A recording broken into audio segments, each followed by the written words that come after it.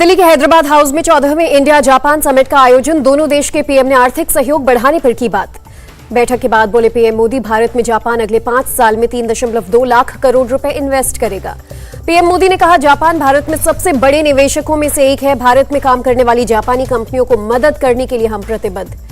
PM Modi ने प्रगति, समृद्धि और साझेदारी को बताया भारत जापान संबंध का आधार। कहा, Mumbai Ahmedabad high speed rail corridor पर वन टीम वन प्रोजेक्ट के रूप में काम कर रहे हैं। जापान के पीएम फूमियो किशिदा का बयान। बैठक में रूस यूक्रेन युद्ध पर हुई बातचीत। हम दोनों देश मिलकर युद्ध को समाप्त करने की कोशिश करते रहेंगे। पीएम फूमियो किशिदा ने कहा, कई वैश्विक घटनाओं से दुनिया हिल गई है। भारत जापान की घनिष्ठ साझेदारी बहुत जरूरी। चंडीगढ़ में भगवंत मान सरकार की पहली कैबिनेट बैठक। 1 महीने में 25,000 सरकारी नौकरियां निकालने का हुआ फैसला। बैठक के बाद सीएम मान ने बताया, पुलिस में निकलेगी 10,000 नौकरियां, 15,000 नौकरियां दूसरे सरकारी विभागों में। अरविंद केजरीवाल ने मान कैबिनेट के पहले फैसले के लिए दी बधाई। कहा, लोगों को बेहद खुशी होगी कि उन्होंने सही सरकार चुनी। अकाली दल नेता दलजीत सिंह चीमा का मान कैबिनेट फैसले पर तंज। कहा, पहले भी कई ऐलान हुए, मंजूरी भी मिली, लेकिन अमल नहीं हुआ। पंजाब में भगवंत मान कैबिनेट ने ली शपथ। हरपाल चीमा समेत 10 मंत्रियों ने ली शपथ। बलजीत कौर मान कैबिनेट में अकेली महिला मंत्री बनी। मलोटी सीट से अकाली दल उम्मीदवार को हराकर जीता था चुनाव। हरभजन सिंह, विजय सिंगला और लालचंद कटारुचक बने मंत्री। राज्यपाल बीएल पुरोहित ने राजभवन में दिलाई शपथ। कुलदीप सिंह धालीवाल ने कहा, भगवंत मान ने दी है बड़ी जिम्मेदारी, पूरे मन से लोगों के हित में करेंगे काम। मान सरकार में मंत्री बने हरजोत सिंह बैंस ने किया वादा। कहा, दिन रात ईमानदारी से करेंगे काम। शपथ के बाद बोले ब्रह्मशंकर जिम्पा, हमारे पास एक जर्जर पंजाब, बदलाव जरूर लाएंगे। डॉक्टर अनमोल रतन सिद्धू पंजाब के एडवोकेट जनरल नियुक्त। अनमोल रतन ने तुरंत प्रभाव से पदभार ग्रहण किया। गोरखपुर में योगी का विजय जुलूस। भगवान नरसिंह की शोभा यात्रा में हुए शामिल। घंटाघर से 8 किलोमीटर तक निकला जुलूस। योगी ने गुलाल उड़ाकर शुरू किया होली उत्सव। अबीर, गुलाल और फूलों से खेली गई होली। शोभा यात्रा में बोले योगी, यूपी ने एक बार फिर राष्ट्रवाद और सुशासन की सरकार को चुना। आरएसएस प्रमुख मोहन भागवत का 4 दिवसीय गोरखपुर दौरा। प्रांत प्रचारकों के साथ करेंगे समीक्षा बैठक। 4 राज्यों में बीजेपी की जीत के बाद संघ प्रमुख का पहला यूपी दौरा। 22 मार्च को कार्यकर्ताओं के परिवार से मिलेंगे। यूपी बीजेपी ने जारी की एमएलसी उम्मीदवारों की लिस्ट। पहले चरण के 30 प्रत्याशियों ने नाम घोषित। पहले चरण के लिए 21 मार्च तक होगा नामांकन। दूसरे दल से आए और चुनाव हारे प्रत्याशियों को भी बीजेपी दे रही है मौका। योगी आदित्यनाथ ने सभी एमएलसी उम्मीदवारों को बधाई दी। कहा, विजय सुनिश्चित है। यूपी के अपर मुख्य सचिव सूचना नवनीत सहगल ने तैयारियों का लिया जायजा। 25 मार्च को सीएम पद की शपथ लेंगे योगी आदित्यनाथ। पार्टी में अपनी भूमिका पर बोले यूपी बीजेपी नेता दिनेश शर्मा। कहा, संगठन जो जिम्मेदारी देगी निभाऊंगा। ओम प्रकाश राजभर ने बीजेपी में शामिल होने की खबरों को बताया गलत। कहा, मैं न दिल्ली गया न अमित शाह से मिला। ओम प्रकाश राजभर की 2 टूक, मैं अखिलेश के साथ हूं, आगे भी रहूंगा। समाजवादी पार्टी के साथ 2024 की तैयारी में जुटा हूं। राजभर ने बताया, स्थानीय निकाय चुनाव की तैयारी में लगे। सपा गठबंधन के उम्मीदवारों को जिताने में जुटे। सपा प्रमुख अखिलेश यादव नए विधायकों के साथ 26 मार्च को करेंगे बैठक। मौजूदा एमएलसी में भी बैठक में होंगे शामिल। उत्तराखंड में सीएम फेज को लेकर कवायद शुरू। सोमवार को विधायक दल की बैठक संभव। उत्तराखंड बीजेपी अध्यक्ष मदन कौशिक का बयान। 2-3 दिन में तय होगा शपथ ग्रहण समारोह का कार्यक्रम। मदन कौशिक ने जताई उम्मीद, पीएम मोदी, जेपी नड्डा समेत कई राज्यों के सीएम शपथ ग्रहण में होंगे शामिल। एआईएमआईएम नेता इम्तियाज जलील ने की एनसीपी नेता राजेश टोपे से मुलाकात। आगामी चुनावों के लिए गठबंधन का दिया ऑफर। इम्तियाज ने कहा, बीजेपी को हराने के लिए कुछ भी कर सकते हैं। एनसीपी और कांग्रेस के साथ गठबंधन के लिए तैयार। इम्तियाज जलील ने कहा, एआईएमआईएम पर लगता है बीजेपी की बी टीम होने का आरोप और इसीलिए दे रहे गठबंधन का ऑफर। इम्तियाज के ऑफर पर बोले शिवसेना सांसद संजय राउत, मुलाकात का मतलब गठबंधन नहीं, एआईएमआईएम और बीजेपी के बीच है गुप्त गठबंधन। महाराष्ट्र एनसीपी चीफ जयंत पाटिल का बयान। एआईएमआईएम को साबित करना होगा कि वो हमारी विचारधारा से सहमत हैं। बीजेपी नेता देवेंद्र फडणवीस ने कहा, एआईएमआईएम के एनसीपी और कांग्रेस के साथ गठबंधन से नहीं पड़ता फर्क। देखना है शिवसेना और एआईएमआईएम कैसे आते हैं साथ। शिवसेना के सांसद करेंगे 22 से 24 मार्च के बीच मराठवाड़ा और विदर्भ का दौरा। संगठन को मजबूत करने के लिए पदाधिकारियों से करेंगे मुलाकात। राज्यसभा में दूसरी बार नामांकित करने के लिए भूपेश बोरा ने सोनिया गांधी का जताया आभार। कहा, हम जीतेंगे। बालीगंज से बीजेपी उम्मीदवार केया घोष ने कहा, हम हत्या का खेला होबे नहीं चाहते, लोकतांत्रिक खेला होबे चाहते हैं। बालीगंज से सीपीएम उम्मीदवार सायरा शाह हलीम ने कहा, सांप्रदायिक राजनीति खत्म करने के लिए लड़ रही हूं चुनाव। हरिद्वार के देव संस्कृति विश्वविद्यालय में दक्षिण एशियाई शांति और सुलह संस्थान का उद्घाटन। उपराष्ट्रपति ने की शुरुआत। उपराष्ट्रपति वेंकैया नायडू का बयान, भारत शांति की भूमि है, हमारे सनातन आदर्शों में विश्व शांति और कल्याण की कामना। उपराष्ट्रपति वेंकैया नायडू ने नई शिक्षा नीति को बताया उद्देश्य। कहा, शिक्षा का भारतीयकरण होगा। जम्मू में सीआरपीएफ की 83वें स्थापना दिवस परेड में शामिल हुए केंद्रीय गृह मंत्री अमित शाह, परेड की ली सलामी। अमित शाह ने कहा, मोदी के पीएम बनने के बाद जम्मू कश्मीर के हालात में सुधार, लोकतंत्र को जमीन पर पहुंचाने में सरकार को मिली सफलता। गृह मंत्री ने कहा, सशस्त्र बल आतंकवाद को काबू करने में सफल, प्रशासन ने लोगों तक पहुंचाया केंद्रीय योजनाओं का लाभ।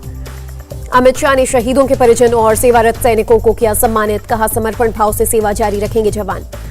सीआरपीएफ के कार्यक्रम में हिस्सा लेने के बाद कठुआ पहुंचे अमित शाह, महानपुर में प्रस्तावित उच्च सुरक्षा जेल के स्थल का किया दौरा। अमित शाह ने राजभवन में एलजी मनोज सिन्हा के साथ सुरक्षा को लेकर की समीक्षा बैठक, कई अधिकारी रहे शामिल। सेना के लिए जो जिला पास को फिर से खोला गया, बर्फबारी की वजह से 73 दिनों तक था बंद। कर्नाटक कांग्रेस नेता रहमान खान का बयान, पाठ्यक्रम में गीता शामिल करना गलत नहीं है, लेकिन भारत विविधताओं वाला देश है। कांग्रेस नेता रहमान खान ने कहा, छात्रों को सभी धार्मिक पुस्तक पढ़ाई जानी चाहिए, सिर्फ गीता ही धर्म और भारतीय कल्चर के बारे में नहीं बताता। कर्नाटक के सीएम बसवराज बोम्मई की दो टूक, चर्चा के बाद ही स्कूलों में पाठ्यक्रम में गीता को किया जाएगा शामिल। केंद्रीय मंत्री प्रहलाद जोशी ने कहा, भगवद गीता हमें नैतिकता सिखाती है, समाज के प्रति जिम्मेदारी का कराती है एहसास। भोपाल के रायसेन में बच्चों को मामूली विवाद खूनी संघर्ष में तब्दील हुआ, राजू नाम के शख्स की मौत, करीब 38 लोग घायल।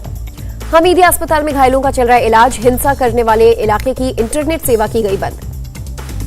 एमपी के सीएम शिवराज सिंह चौहान ने हमीदिया अस्पताल में घायलों का हाल जाना, कहा सभी का इलाज मुफ्त में होगा। सीएम शिवराज सिंह चौहान ने कहा, दोषियों को किसी भी कीमत पर बख्शा नहीं जाएगा, कड़ी से कड़ी कार्रवाई होगी। हिंसा में मारे गए राजू के परिजन को 5 लाख रुपए देगी एमपी सरकार, गंभीर रूप से घायलों के 2-2 लाख रुपए दिए जाएंगे। एमपी के मंदसौर में कथित रूप से एक नाबालिग की रेप और हत्या का मामला, घटना की जांच के लिए भेजे जाएंगे अधिकारी। पंजाब में कबड्डी खिलाड़ी संदीप सिंह की हत्या का मामला, पुलिस ने 4 लोगों को किया गिरफ्तार। महिला सुरक्षा को लेकर तिरुवनंतपुरम में पुलिस मुख्यालय के बाहर महिला कांग्रेस कार्यकर्ताओं ने किया प्रदर्शन। आंध्र प्रदेश सरकार के खिलाफ विजयवाड़ा में टीडीपी कार्यकर्ताओं का प्रदर्शन, अवैध शराब कारोबार को रोकने की मांग। हैदराबाद में अवैध गुटखा का व्यापार करने वाले गिरोह का भांडाफोड़, 2 तस्कर गिरफ्तार। गुवाहाटी में उल्फा के एक सहयोगी को पुलिस ने किया गिरफ्तार, ठेकेदारों से वसूली और नए कैडरों की भर्ती में करता था सहयोग। बंगाल के बीरभूम में 2 तस्कर गिरफ्तार, प्रतिबंधित कफ सिरप के 40 बॉक्स जब्त। यूपी के सीतापुर में पुलिस ने चेकिंग के दौरान 5 बदमाशों को किया गिरफ्तार, कई अवैध हथियार बरामद। सहारनपुर के ढाकादेई में मारपीट के दौरान हत्या का मामला, पुलिस ने 7 लोगों को किया गिरफ्तार। यूपी के शामली में 2 गुटों में हिंसक झड़प मामले में 26 लोग गिरफ्तार, लाठी डंडे और रॉड बरामद। चीन, साउथ कोरिया और यूरोपीय देशों में बढ़ रहा कोरोना संक्रमण को लेकर केंद्र ने महाराष्ट्र सरकार को चिट्ठी लिखकर किया आगाह। महाराष्ट्र के स्वास्थ्य मंत्री राजेश टोपे का बयान, कोरोना को लेकर सभी जिलाधिकारियों को जरूरी कदम उठाने के लिए कहा गया। नासिक के इगतपुरी में तेंदुए ने 55 साल के शख्स की ली जान, शख्स के परिजन को 15 लाख रुपए मुआवजा देगी सरकार।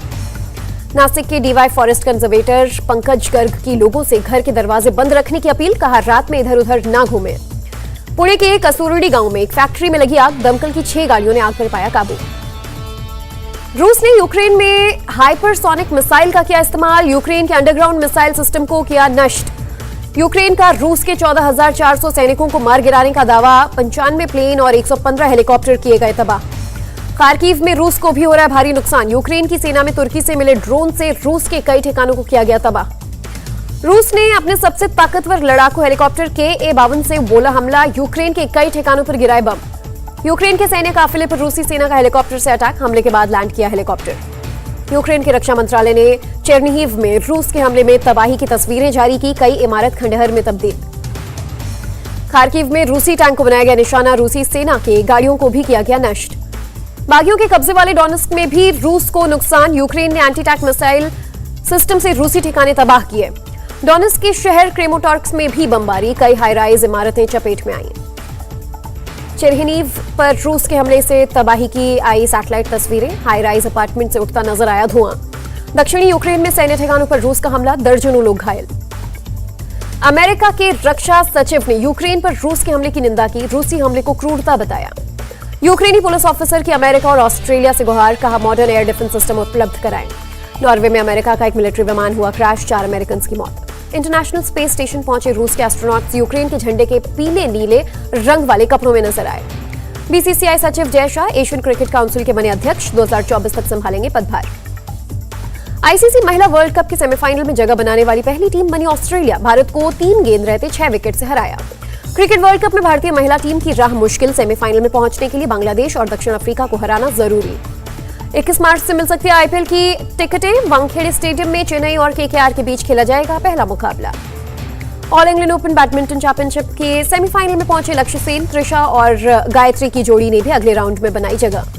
फिल्म झुंड की डायरेक्टर सविता राज ने कश्मीर फाइल्स के टैक्स फ्री होने पर उठाए सवाल, पूछा क्या है आधार। अक्षय कुमार की बच्चन पांडे का बॉक्स ऑफिस पर चला जादू, पहले दिन 13 करोड़ 25 लाख की कमाई। इंडिया टीवी हर वक्त हर जगह डाउनलोड करने के लिए सर्च करें India TV news Google play store या ऐप स्टोर पर।